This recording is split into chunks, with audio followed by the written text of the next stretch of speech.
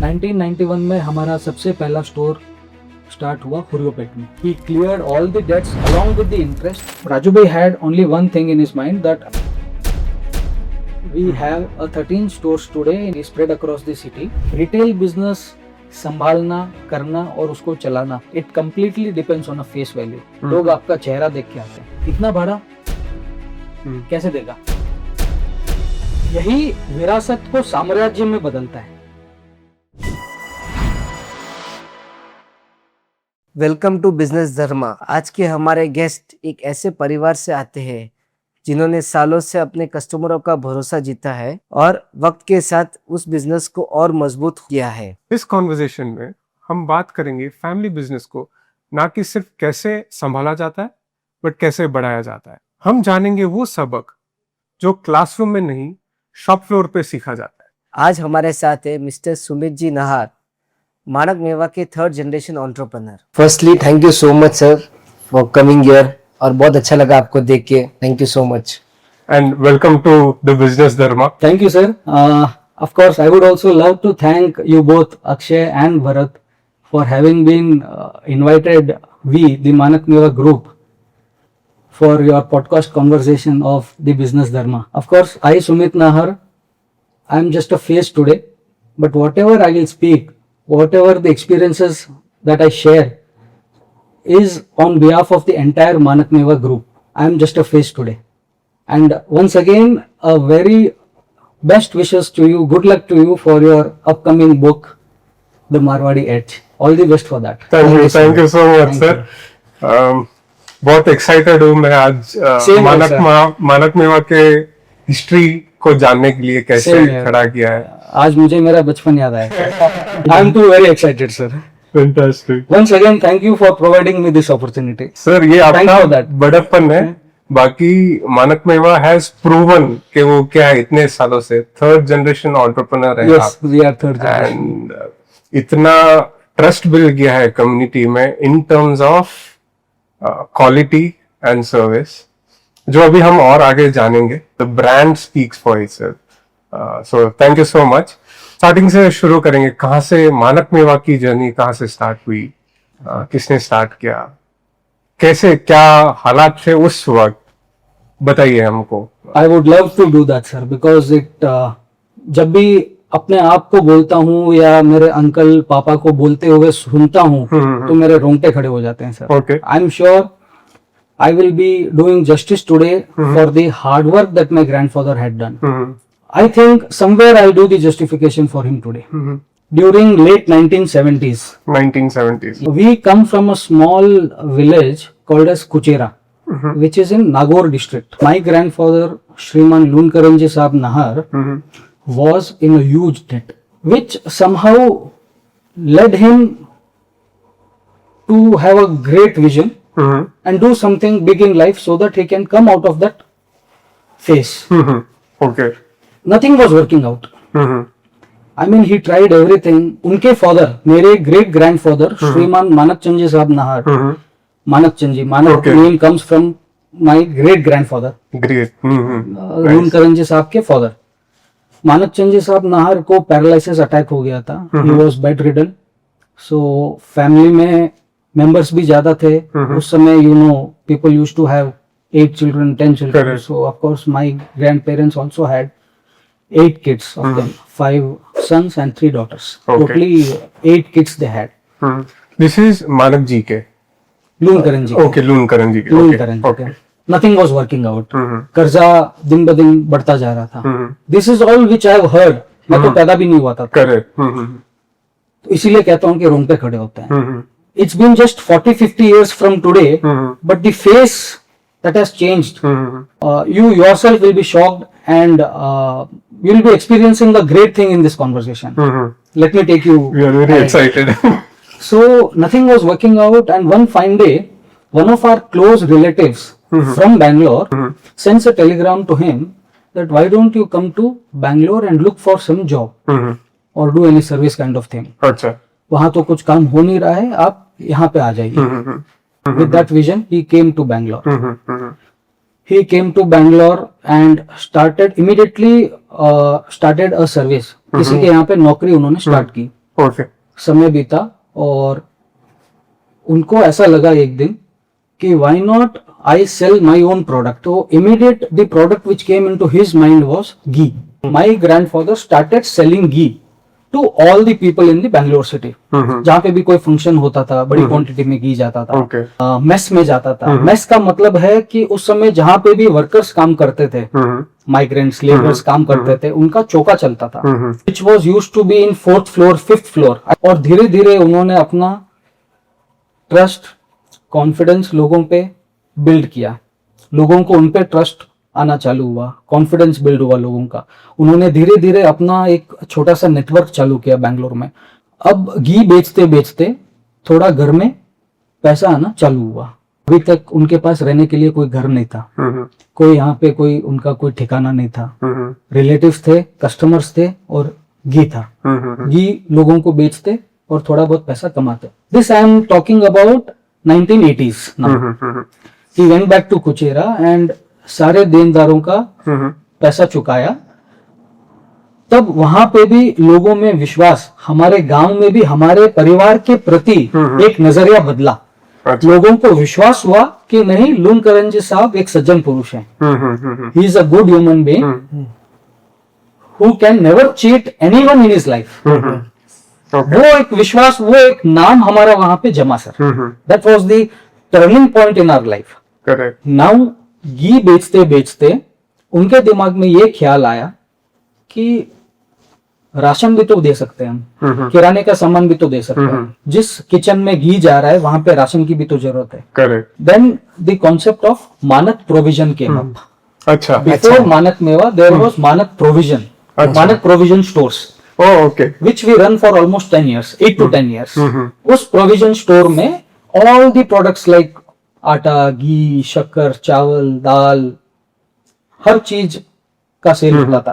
धीरे धीरे दादा साहब ने फिर गांव से सारे अपने बेटों को, वाइफ को, दादी साहब को, सबको एक एक करके यहाँ पे शिफ्ट किया, यहाँ बुला लिया. एंड किराने के व्यापार से ही हमारा सिंपल फंडा था कि क्वालिटी में कोई फेरबदल नहीं करना है, प्राइसेस वेरी रीजनेबल रखना है और customer service is most important point that we have to take care of. तो वो धीरे धीरे क्वालिटीज बिल्ड होनी स्टार्ट हो गई. अब एक फेस ऐसा आया बैंगलोर में जब students from Iran use to come to study in Bangalore. तो वो जब भी आते थे 2 किलो बादाम, 5 किलो बादाम, 10 किलो बादाम अपने साथ फ्लाइट में लेके आते थे फॉर सेल. वो यहाँ पे होलसेलर्स को ढूंढते थे कि कौन मेरा ये सारा माल एक साथ ले ले, क्योंकि स्टूडेंट्स है, उनके पास ज्यादा टाइम रहता नहीं था और साइड बिजनेस भी कुछ करना था उनको खर्चा निकालने के लिए. तो वो बादाम वहां से लेके आते थे. अच्छा. मेरे दादा साहब ने उनसे बादाम खरीदना चालू किया. जितनी भी क्वांटिटी लाते थे, ही न्यू अगर मैंने ये बाजार में किसी को खरीदने दिया तो मेरे हाथ से बिजनेस चला जाएगा. तो बहुत हिम्मत दिखाई उन्होंने और जितनी भी क्वांटिटी वहां से ईरानियन स्टूडेंट्स लेके आते थे, ही स्टार्टेड परचेसिंग. तो ईरानियन बादाम was our first product in dry fruits category. धीरे धीरे वहां से अच्छी क्वांटिटी में आने लगा और दादा साहब खरीदते गए और जहां जहां दादा साहब का नेटवर्क था, संपर्क था, वहां बादाम बेचना चालू किया. बादाम का स्टोरेज, चुनाई, ग्रेडिंग, क्लीनिंग सारा हमारे घर में ही होता था. अच्छा. उस समय हमारा घर था हार्डली 1 BHK अच्छा. और उसमें 20+ लोग रहते थे. Oh my God. 1 BHK घर में आइटम भी रहता था, बादाम भी आता था, फैमिली मेंबर्स भी रहते थे और हमारा लाइवलीहुड चलता था. Now in the year 1991 the मानक मेवा कम्स इनटू पिक्चर. ओके. किराने का व्यापार धीरे धीरे दादा साहब ने कम कर दिया. घी को फिर भी चालू रखा. Okay. Ghee was the first product. घी को चालू रखा ओके. और ड्राई फ्रूट्स में कंसंट्रेशन दादा साहब ने बढ़ाया. बादाम के साथ दादा साहब ने सारे ड्राई फ्रूट्स मंगाने चालू किए. काजू, किशमिश, अंजीर, पिस्ता, हर आइटम हमारे पास आने लगी. 1991 में हमारा सबसे पहला स्टोर स्टार्ट हुआ हुरियोपेट में. Huriyopet which is in Chickpet area. Okay. That was around 300-350 square feet का स्टोर था। ओके। और उस समय हम घर भी चेंज कर लिए थे, which was a decent around 500-600 square feet, okay. जिसमें 2-3 कमरे थे, एक हॉल था, एक किचन था। अब धीरे धीरे मानक मेवा का स्टोरी स्टार्ट हुआ सर। लोगों को ड्राई फ्रूट्स बेचना was a huge task at that time, because it was a luxurious product. Correct. Today you may find it as a very common item, but way back then in 1991 किसी के घर में dry fruits मिलना, और अगर आप जाओ तो सामने मनवार के लिए ड्राई फ्रूट्स रखना अपने आप में एक बहुत बड़ी बात थी। करेक्ट। दादोसा ने एक चैलेंज लिया कि इसकी क्वालिटीज और इसका प्रमोशन हम तहे दिल से करेंगे। तो जो भी कस्टमर्स आते थे उनको सैंपल्स खिलाते थे, टेस्ट कराते थे। इसमें एक बहुत बड़ा रहस्य मैं आपको बताता हूँ। जैसे दादोसा दिलदार थे, कोई आगे ऐसे भाई सैंपल बताओ सा, खा लिए करके। मेरे बड़े पापा जो अभी फिलहाल दिल्ली में है, बने चंद जी साहब नार, उनकी नजर हमेशा प्लेट में रहती थी कि कौन कितना खा रहा है। खा लिया उसका थोड़ी हिसाब लगेगा, दुकान पे उन्होंने तो खा लिया। दादोसा ने एक ही चीज समझाई कि आज खिलाएंगे, कल इनको पता चलेगा और परसों वो खरीदने आएंगे, और अगर आज नहीं खिलाएंगे तो उनको पता कैसे चलेगा क्या आइटम है। तो खिलाने में वो पीछे नहीं हटते थे। आप आइए, दुकान आपका स्वागत है, पूरी तरह से मनवार करते थे। और वो परंपरा आज भी हमारे यहाँ कायम है सर। अच्छा। आज भी वेडिंग क्लाइंट्स जो भी आते हैं, आराम से दे स्पेंड 1.5-2 hours अच्छा at our premises showroom, and जाते समय एक ही चीज बोल के जाते हैं कि सर आज का खाना हमारा स्किप हो गया। धीरे धीरे दादा ने ड्राई फ्रूट का सेल्स पिकअप किया, लोगों को नॉलेज दिया कि ड्राई फ्रूट क्यों खाना चाहिए, इसके क्या हेल्थ बेनिफिट्स हैं, और अच्छी क्वालिटी का परचेज करते थे। क्वालिटी परचेज का दादोसा को बहुत शौक था कि कोई भी आइटम इंफीरियर क्वालिटी की हमारी दुकान में नहीं बिकना चाहिए, और चाहे जितनी भी अच्छी क्वालिटी आ जाए, हमारा एक काम आज भी यही रहता है कि हम उसमें से भी ग्रेडिंग एंड क्लीनिंग करते हैं। अच्छा। May be that you can call it as one of our USPs. We sort that, grade that, clean that, and then take that product to our shelves. So that practice is also from that era. धीरे धीरे sales pickup हुआ sir. 1996 में grandfather expired, लोनकरन जैसा अपना expire हो गए 96 में। The torch shifted from my grandfather to my uncle Shriman Rajendra जी साहब नहार, जिनको सब राजू भाई के नाम से काफी जानते हैं। He is a great visionary, a great management guru, great leader.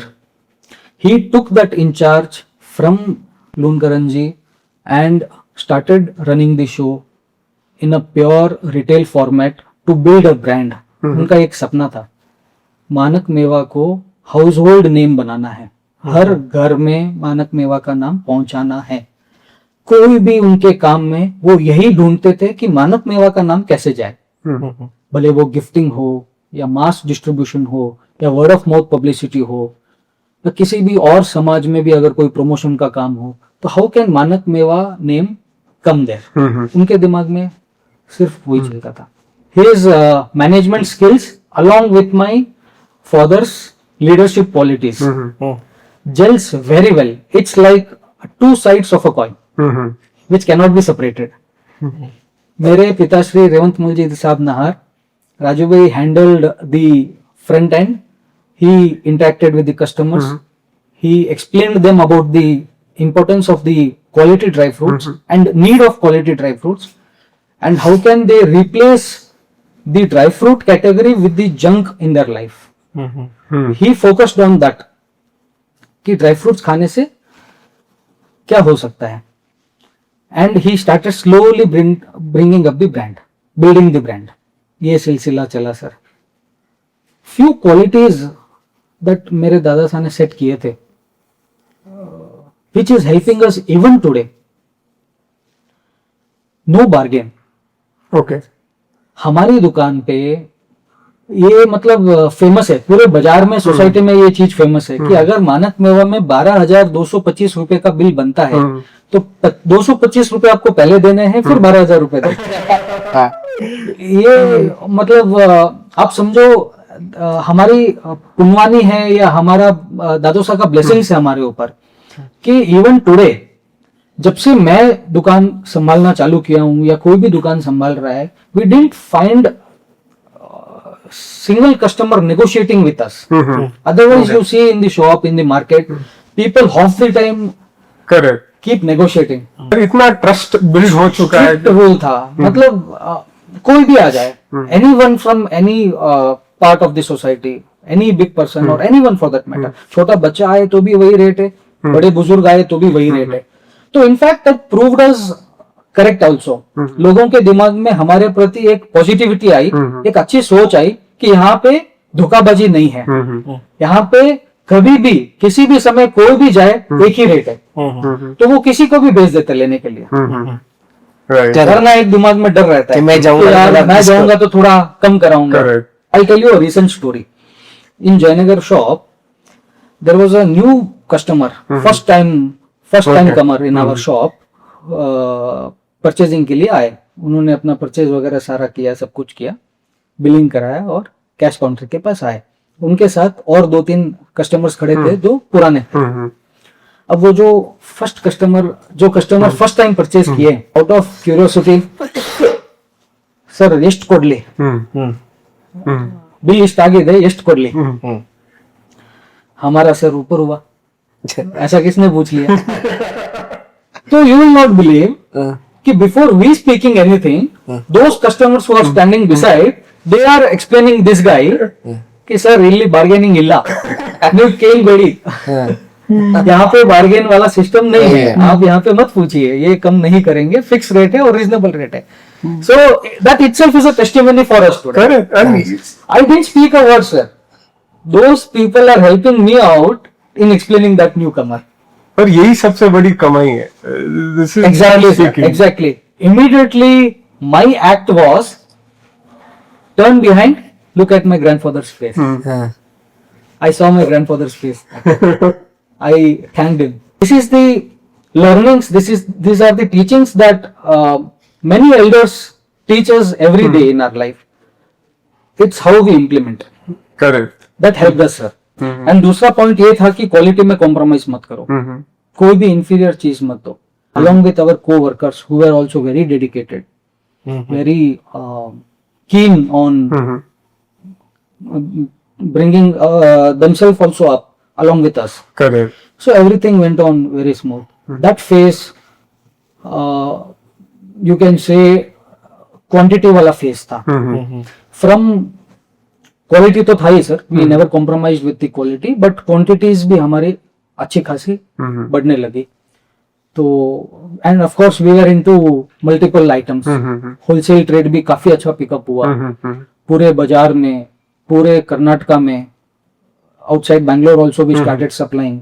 2002-2004 हमारी स्कूलिंग खत्म हुई. मेरे और भाई के बीच में 3 साल का गैप है, तो हमारी स्कूलिंग खत्म हुई. मानक मेवा में रश बढ़ने लगा. 300-350 स्क्वायर फीट का जो हुरियोपेट वाला स्टोर था छोटा पड़ने लगा. कुछ तो करना है, कुछ तो बड़ा करना है, ये दिमाग में कीड़ा तो था कि मानक मेवा को और बड़ा करना है. 2004 my college passed out and I started slowly taking up the small tasks in the shop. जब भी कॉलेज खत्म होती थी, दुकान जाता था, जो भी हमारे कैपेबिलिटीज के हिसाब का काम होता था, पापा और अंकल मुझे देते थे. ओके. धीरे धीरे हम जुड़ने लगे बिजनेस से.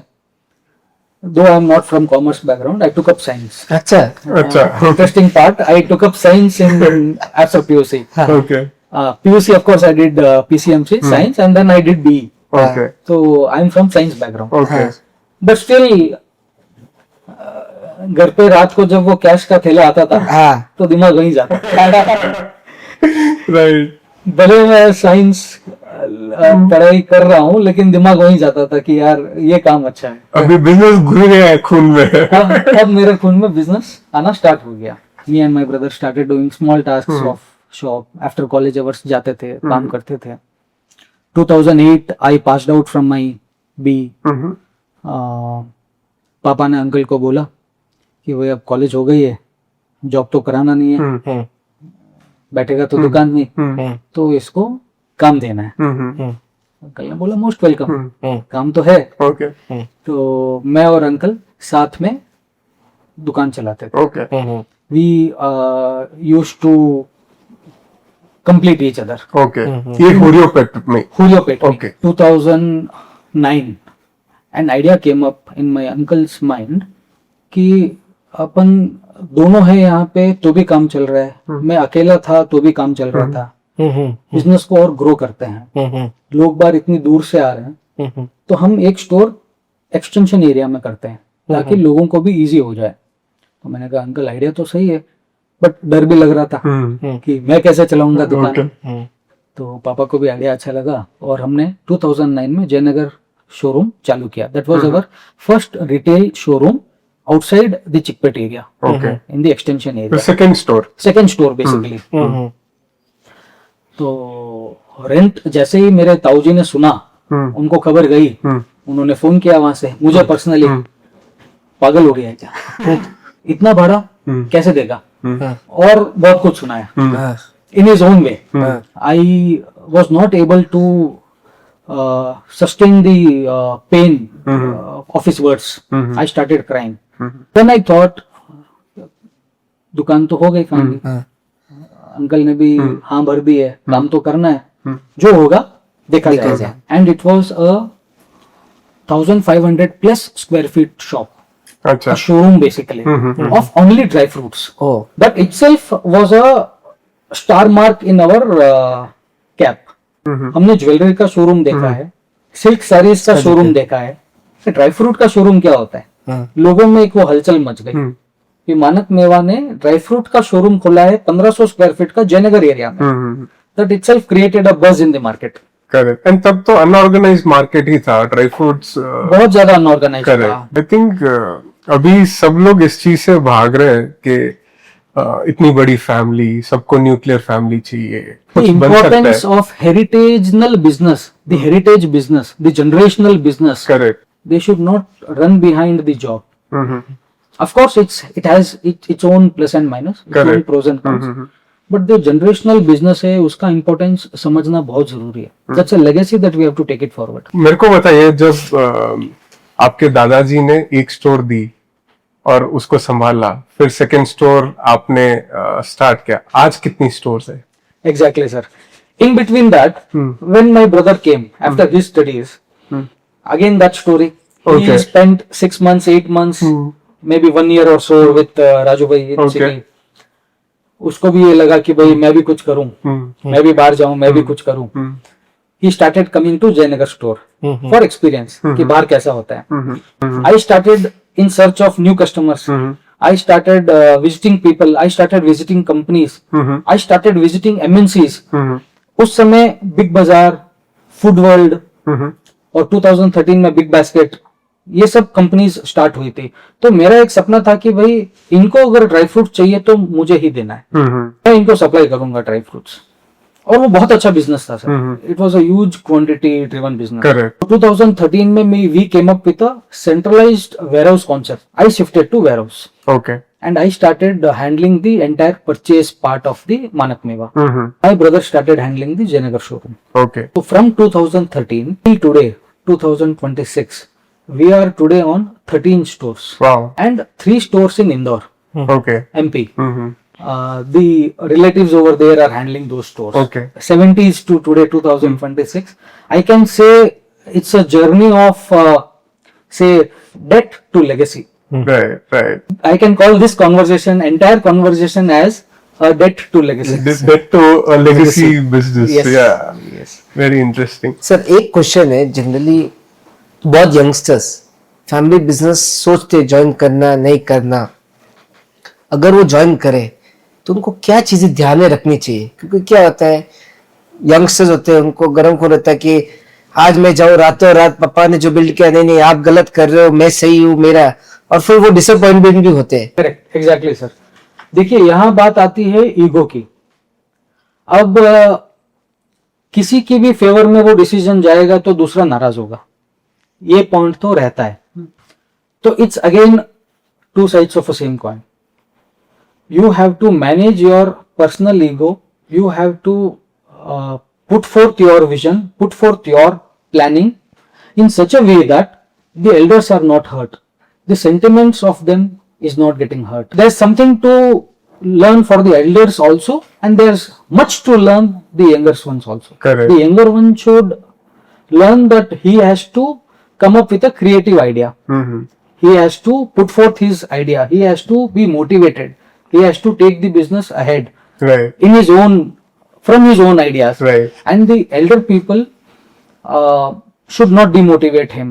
Right. ज्यादा से ज्यादा क्या होगा सर, कोई चीज काम करेगी, कोई चीज काम नहीं करेगी, बट अगर आप उस रास्ते में जाओगे ही नहीं तो आपको कैसे पता चलेगा कि वो काम करेगी या नहीं करेगी. Correct. और अगर आप आज उस रास्ते में जा रहे हो और आपको पता है कि वो काम नहीं कर रहा है, तो कल आपके जूनियर जब आपको पूछेंगे कि पापा ये मैं करूँ क्या, तो आप हंस के बोलोगे हाँ कर बेटा, क्योंकि आपको पता है कि आगे जाके क्या होने वाला है. That is the experience of elders. Correct.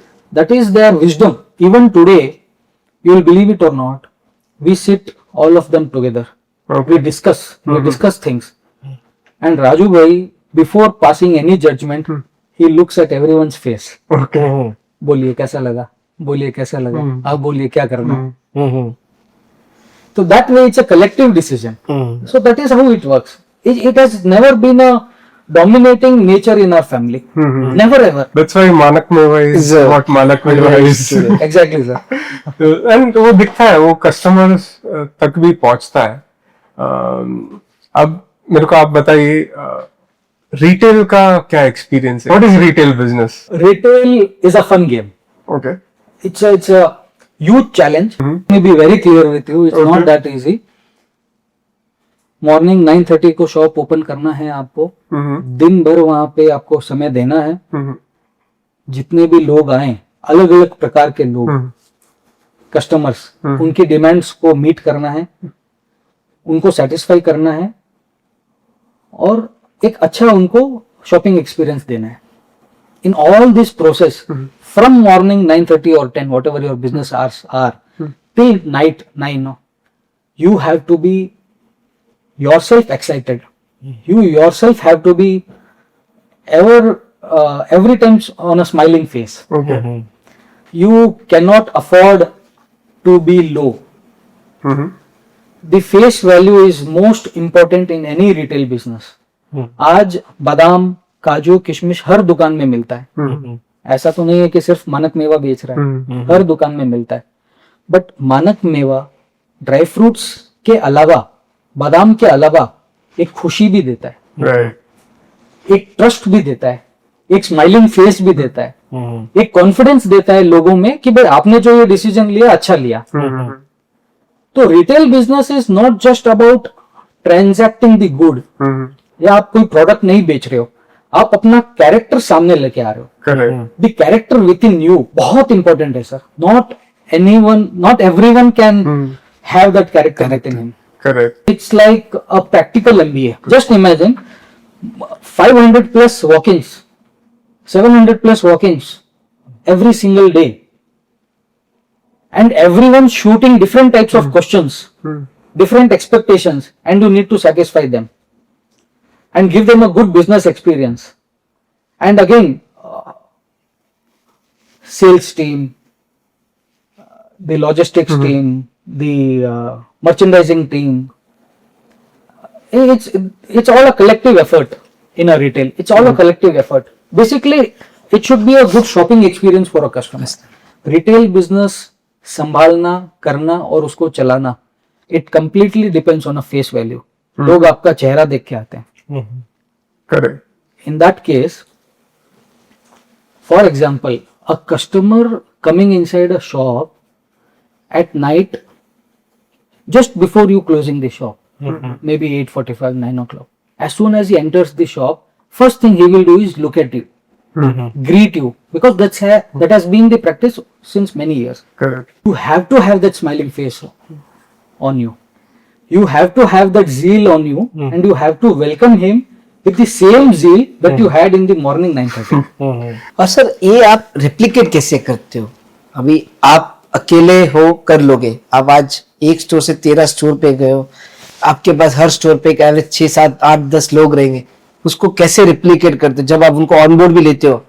आप कैसे क्या क्या qualities? See again, observation. I mean, we are blessed to have such a huge and wonderful team with us.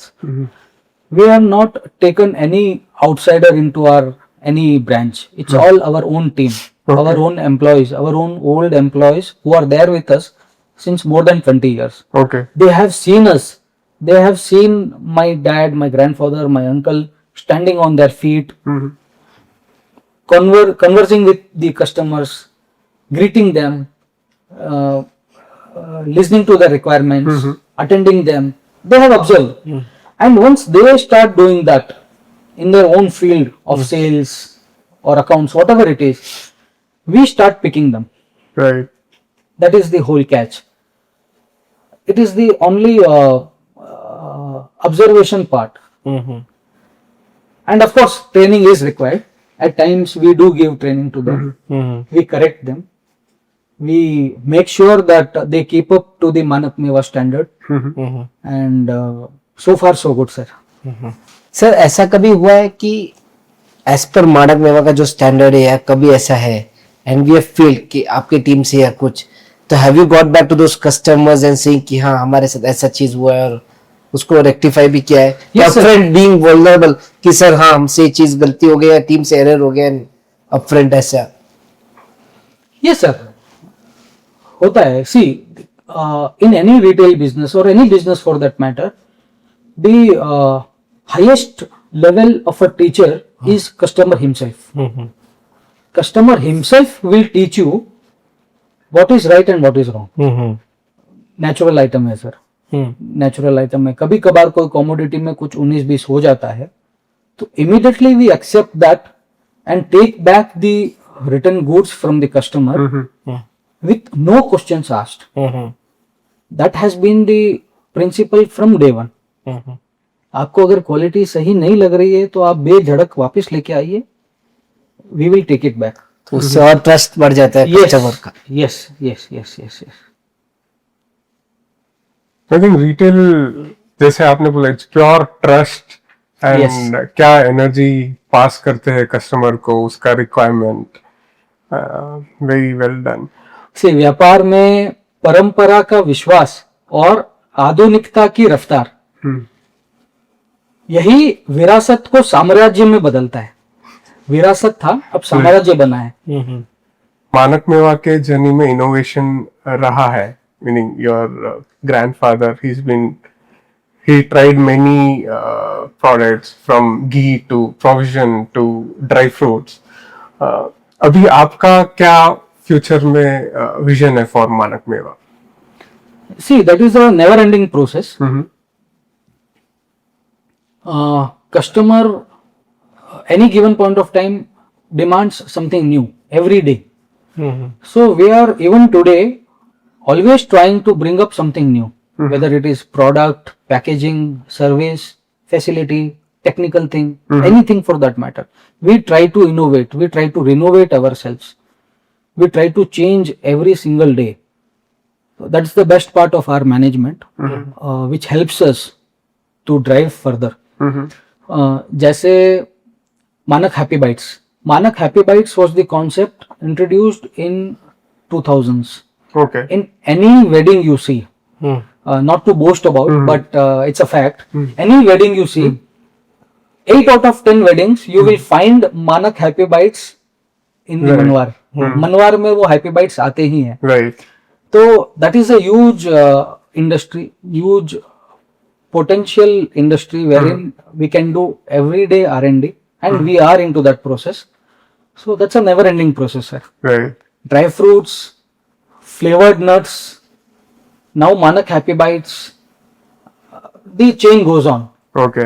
And कितना business is for self consumption, कितना business is for gifting and these wedding, all of that in terms of dry fruits and savories?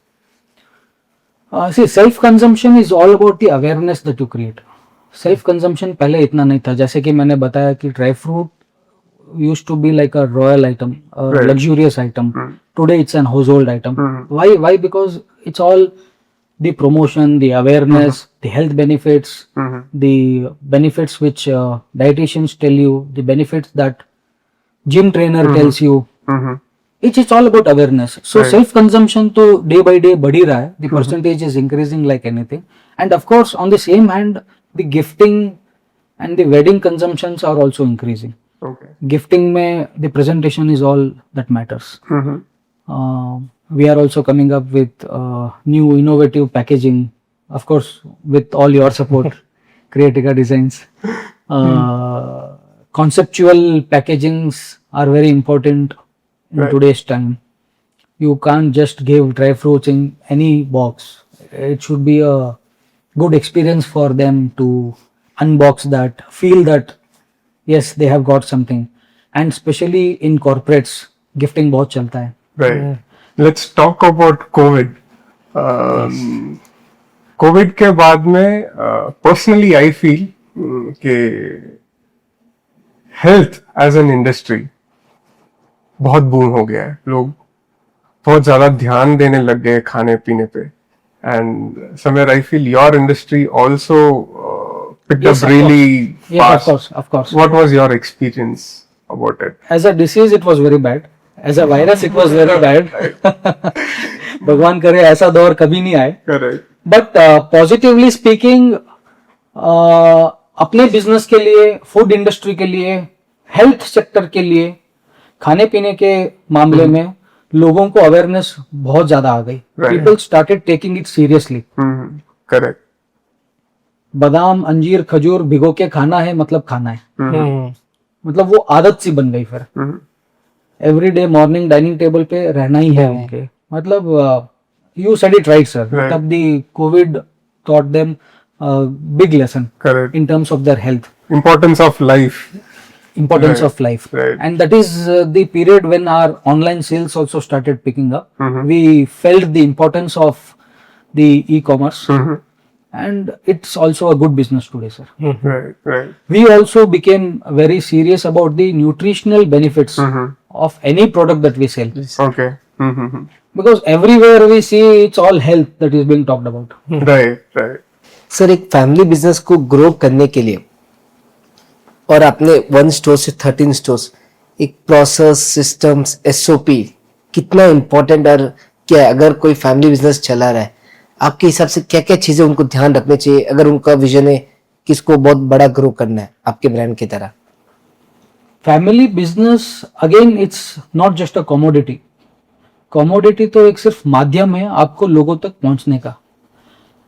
The all the characteristic qualities, the discipline, honesty, trust, confidence, customers का विश्वास जीतना, ये सारी qualities हैं जो एक family business को आगे लेके जाती है. एसओपीज की अगर अपन बात करें तो अगेन एज आई सेड कि there should never be a dominating nature of anyone in the group. Of course you should have a respect to a senior person. You should listen to them. You should ask them. You should follow them. But again, there should not be any domination. There should be a healthy discussion amongst yourself. Do lots and lots of meetings. Engage yourselves in discussions. Mhm. Always you will try to stabilize the business. Correct. Once it's stabilized, you need to take off the business. Mhm. That is an important phase of your life, for business especially. Right. There, if your personal ego clashes or personal misunderstandings come, things can go worst. Correct. The graph can go down. Correct. We should be very, very careful in that. Especially the younger blood who joins the business and wants to do big on his own way, has lot of ambitions in his own way. But if he is not following the roots of the principles or not listening to the elders' experiences that they have had, he may go wrong. Right. So that is very important. At that point of time, it's like a उबलते हुए पानी का धुआं. उबलते हुए पानी का steam जो होता है उसको अगर आप स्टोर करते हो तो वो एनर्जी देगा, और अगर उसको हवा में निकाल देते हो, उड़ा देते हो, तो वो वेस्ट हो जाएगा. बहुत स्टीम होता है whenever a younger blood joins the business, बहुत zeal होता है, बहुत passion होता है, उसको आप सही तरीके से टैप करो, discussions करो, पूछो, and of course no elder in a joint family business will give you wrong direction. They will always guide you for your better self. So listen to them, follow them, discuss a lot of things. Right. And to be successful, not just in business, business हो गया या health हो गया, in general life, I think character is one thing जो बहुत important है. अगर character बन गया, for example, trust जैसे आपने बोला, trust हो गया, reputation हो गया, डिसिप्लिन हो गया, ये सब चीजें अगर बन जाती है तो बिजनेस अपना आप बन जाता है. एग्जैक्टली. तो सर यहाँ मैं बोलना चाहूंगा, damaged reputation is very expensive. अगर आपने अपना रेपुटेशन डैमेज कर लिया तो उसकी जो कीमत आपको चुकानी पड़ेगी वो बहुत ज्यादा है. Right. और respected reputation is priceless. Right. बात की गहराई को समझना. अगर आप अपनी रेपुटेशन को डैमेज कर दिए हो तो उसकी रकम आपको बहुत महंगी पड़ेगी. एंड वो ये नहीं देख पाते कि ये अभी मिल रहा है, लेट्स से 1, कल ये 10,000 मिलेगा, but he Mrs that 10,000 in terms of just that 1. Exactly. So yeah, very important, very well said. Sir, how important is branding in retail or for any business? Exactly, sir. Branding is like an identity to your product portfolio.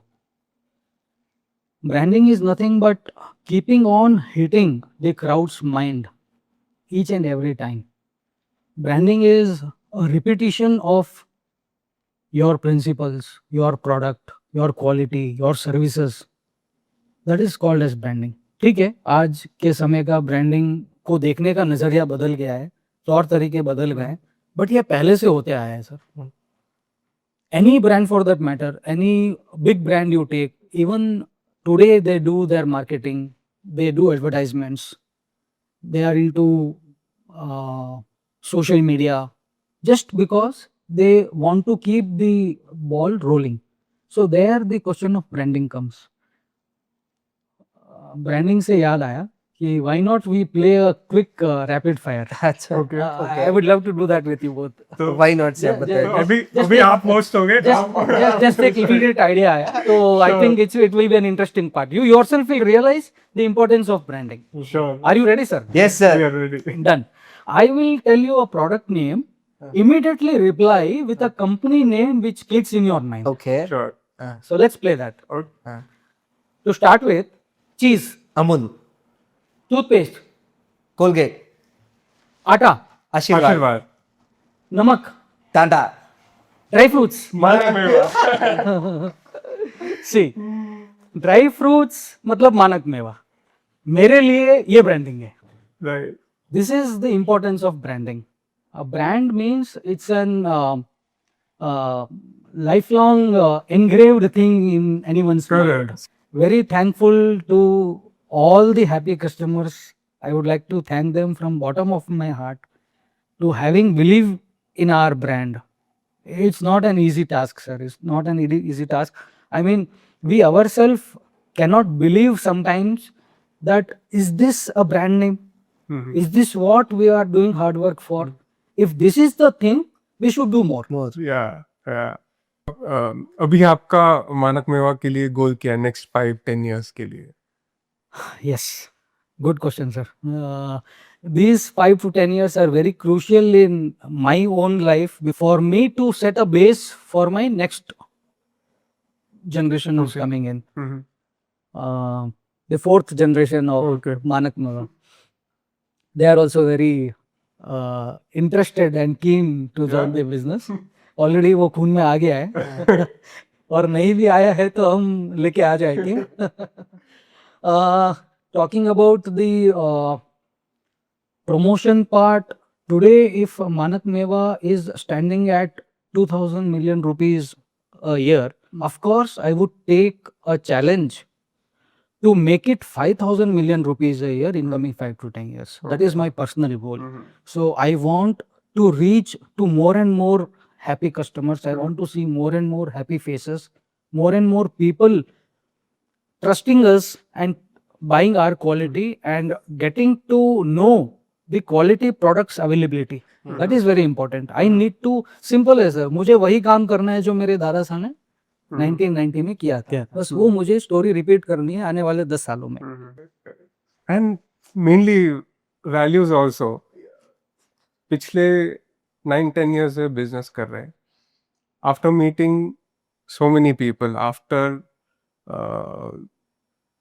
Falling, getting up, इतना सब करने के बाद एक समझ में आ गया, पैसा कमाने से नहीं आएगा, काम करने से आएगा. Give something valuable, enjoy your journey. Exactly.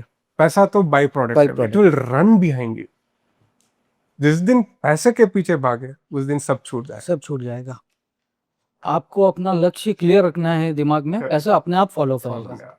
You follow your dreams, money will follow you. Thank you so much for Thank you, coming sir. on this podcast. Thank you so We much. have